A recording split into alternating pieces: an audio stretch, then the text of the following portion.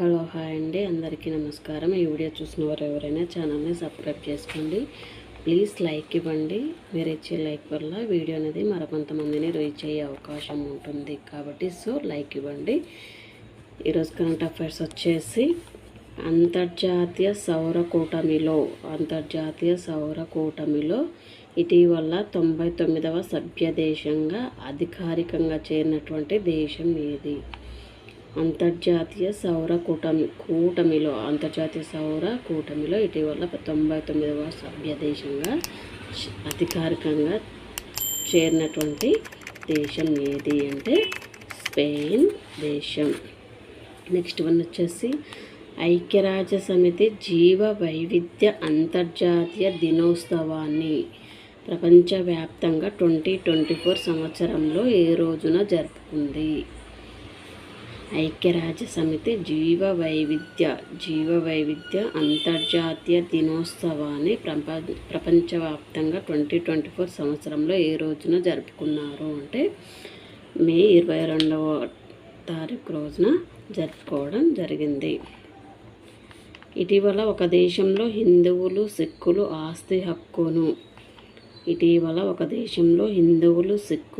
ఆస్తి హక్కును పునరుద్ధరించడం జరిగింది. అది ఏ దేశం?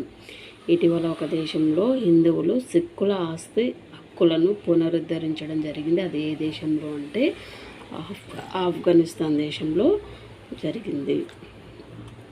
నెక్స్ట్ వన్ వచ్చేసి వాస్తవ సమయంలో 12 భాషలలో ఒకేసారి పనిచేసే భారత ప్రభుత్వ కృత్రిమ మేధస్సు అనువాద వేదిక ఏది?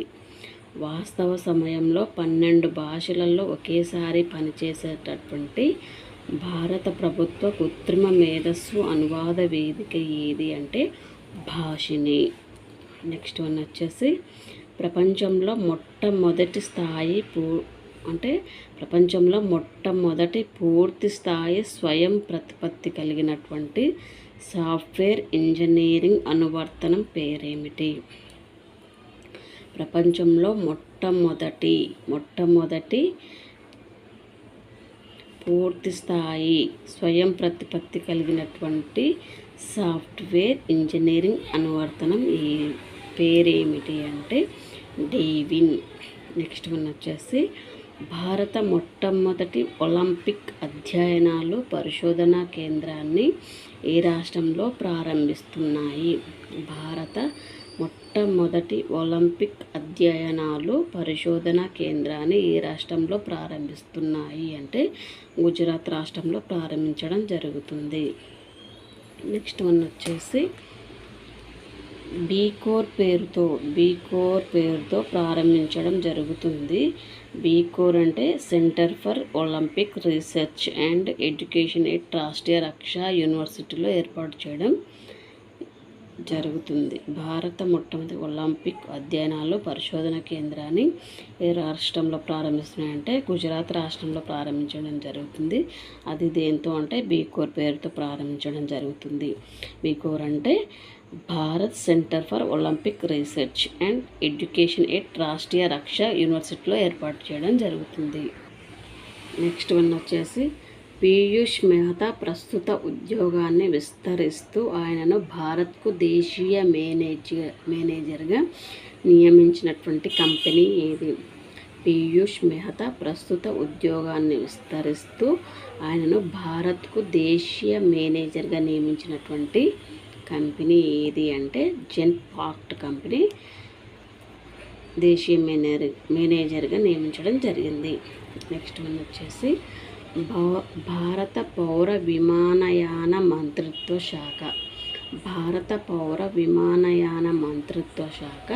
వివరాల ప్రకారం మన దేశంలోని ఏ వైమానిక సంస్థ అత్యంత ఖచ్చితంగా సమయపాలన జరిపి విమానాలు నడిపిన ఖ్యాతి పొందడం జరిగింది?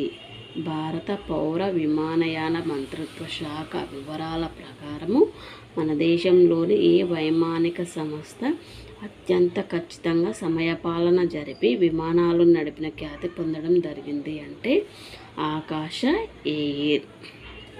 నెక్స్ట్ వన్ వచ్చేసి క్యూఎస్ ప్రపంచ విశ్వవిద్యాలయ ర్యాంకింగుల ప్రకారం అంటే సబ్జెక్టుల వారీగా అంతర్జాతీయంగా బిజినెస్ మేనేజ్మెంట్ స్టడీస్లో మొట్టమొదటి 25 విద్యా సంస్థలలో నిలిచినటువంటి భారత ఏది అంటే ఐఎం అహ్మదాబాద్ మొట్టమొదటి 25 విద్యా సంస్థలలో నిలవడం జరిగింది.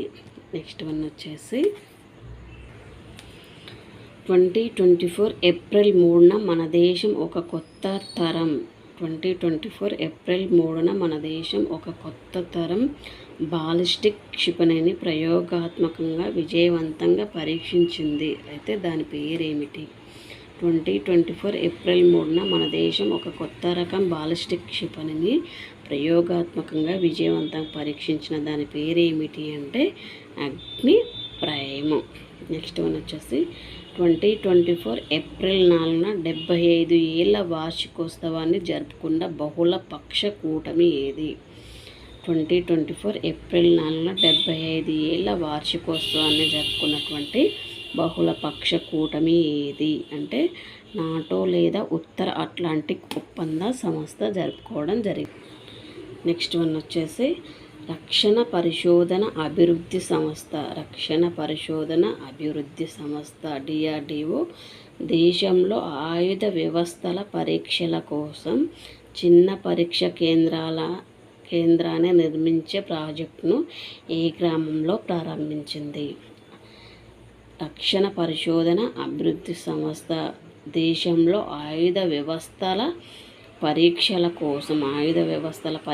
కోసం చిన్న పరీక్ష కేంద్రాన్ని నిర్మించే ప్రాజెక్టును ఏ గ్రామంలో ప్రారంభించింది అంటే పశ్చిమ బెంగాల్లోనే జున్పత్ గ్రామంలో ప్రారంభించడం జరుగుతుంది.